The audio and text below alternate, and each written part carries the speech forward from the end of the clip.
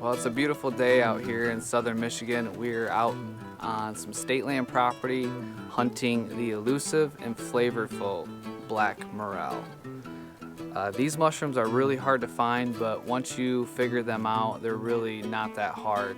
As you can see, we're in a stand of popple, and that's the key thing for finding these blacks. They love pole-sized to softball-sized popple trees, and they grow right tight to the trees or in between. We also brought pretty much a whole kitchen set to make a nice little fire and make my favorite dish on these is a morel mushroom sauce. So we're gonna try to whip up that here if we can't find enough of them. Black morels are often spread out over a larger area, but there's often small areas within these spots where the mushrooms tend to congregate, and you can usually find them there every year.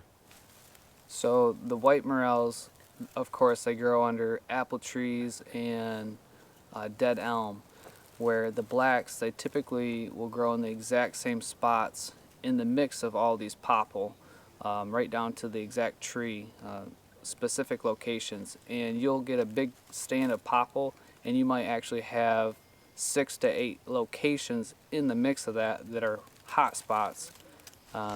So I typically focus on those really hot spots, and of course every year you venture out, try to find new ground.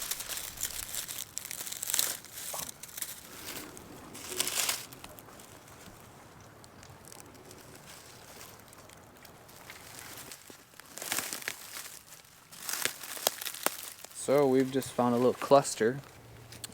I haven't picked the spot yet this year, so we just came to a fresh location, and sure enough, like, oh, actually there's a bigger one right there.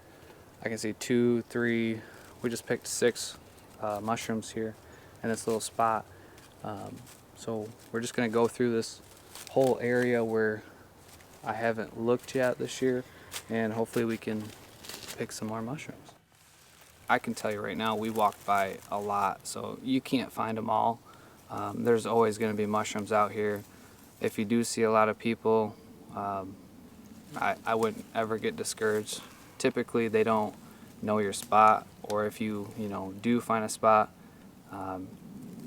they're not going to find them all. So, I mean, you could hunt in the mix of a crowd of people, and you're still going to find mushrooms if you are dedicated. Put the work in. Like right now, there's a mushroom hunter over, probably 100 yards away from us, but I can already tell he's moving really fast through the woods. So that's another thing. Maybe slow down, take your time, pack a little snack, and just spend some time out in the woods.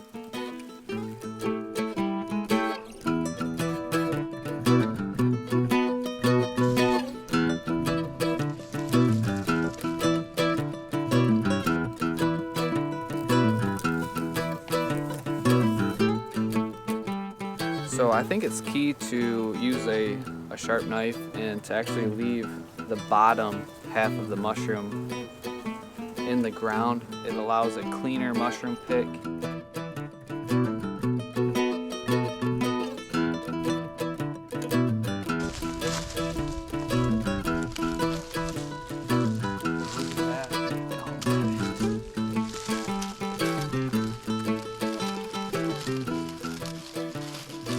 Well, it's the second week of April, out here with a couple of good buddies tonight. Honestly, was just gonna do the trip kind of for fun and thought I'd throw the camera in last minute. We've already found a bunch of mushrooms, not sure how many, at least 50, probably more, but we've been kind of dinking around, getting some shots, but having a great time and are getting ready to start a great meal. My buddy Frankie's gonna be whipping up kind of a meal out here in the woods, which is a little bit different. So to see how that goes, we got, I don't know, maybe 2 hours left of daylight, so we're gonna keep hunting for a little bit, but then we're gonna work on dinner, so should be fun. So far, so good.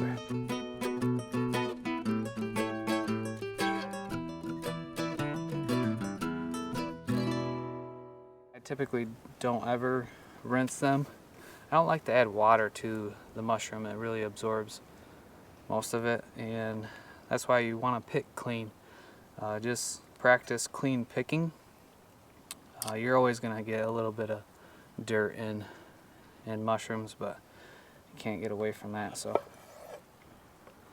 Biggest thing is getting out any large bugs, slugs. If you have a dirty mushroom, don't put it in your bag of clean ones. Try to separate it, because it'll kind of ruin a whole batch. So first off, we're going to sear some garlic, shallots, and some herbs. Then reduce the mushrooms down. Then after they're cooked, we're going to add the brandy, burn off the alcohol in the brandy, then add the heavy whipping cream. Once you add the heavy whipping cream, you just let everything reduce, a slow simmer.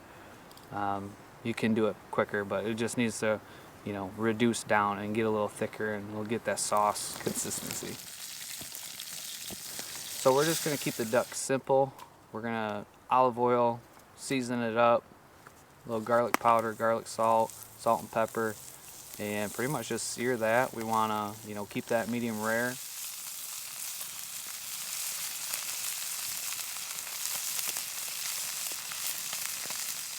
So here we have mallard that the three of us harvested in late season over a jasmine bed of rice with the mushroom sauce. Now this mushroom sauce goes good with the rice and the duck. It really, makes the whole meal, but it was all cooked over the fire, and I think we're gonna have a good feast here. Anytime you can have a meal over a fire, it's usually pretty good. But this one is going to be tough to beat. It was a great afternoon in the timber with a couple of good friends here in southern Michigan.